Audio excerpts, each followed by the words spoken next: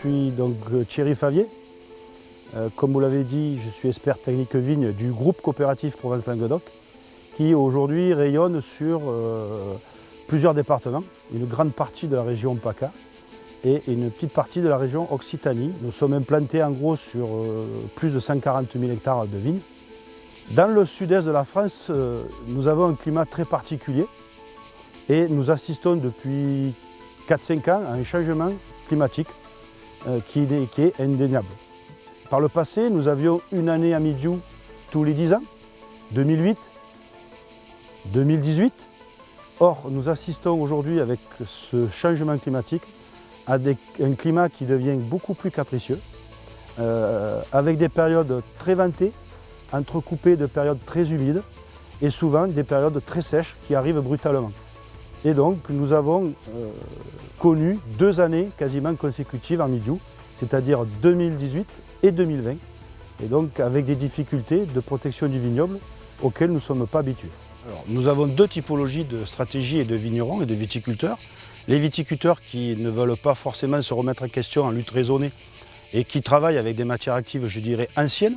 Et puis nous avons la 2e catégorie de viticulteurs qui veulent investir sur des innovations, donc qui sont plutôt sur des systémiques, je dirais, haut de gamme ou des diffusants haut de gamme du débourrement de la vigne jusqu'à la période pré-florale et qui investissent ensuite sur des matières actives nouvelle génération avec des les résistances au lessivage, puisque nous avons eu, par exemple, cette année en 2020, sur cette période-là, des épisodes orageux qui nous ont apporté quasiment plus de 100 mm dans certains secteurs. Sur cette catégorie de viticulteurs, Zorvec se positionne chez nous au niveau du groupe CAPL sur la partie pré- et post-florale pour essayer d'encadrer au maximum cette floraison, avoir une protection maximale sur grappe et surtout avoir une forte résistance au lessivage de cette matière active.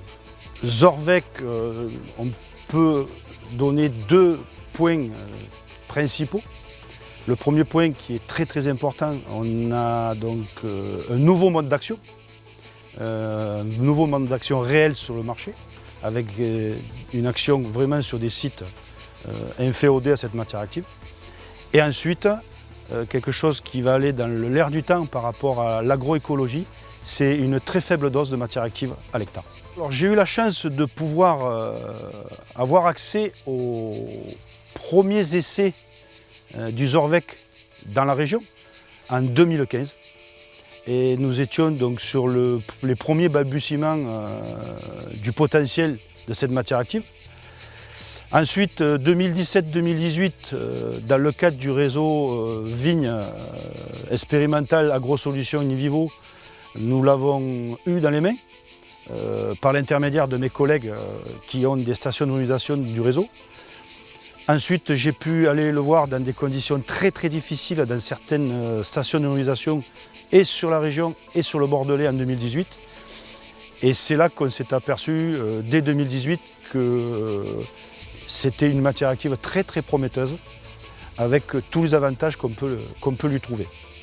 Donc vu les nombres d'hectares que nous avons traités Zorvec en 2020 sur la zone du groupe CAPL, au moment où je vous parle à ce jour, c'est une entière satisfaction de tous les utilisateurs viticulteurs ainsi que de toutes nos équipes terrain qui sont au quotidien au vignoble avec une efficacité vraiment attendue qu'on a pu voir dans le passé dans les essais mais qui s'est réellement concrétisée cette année sur le vignoble.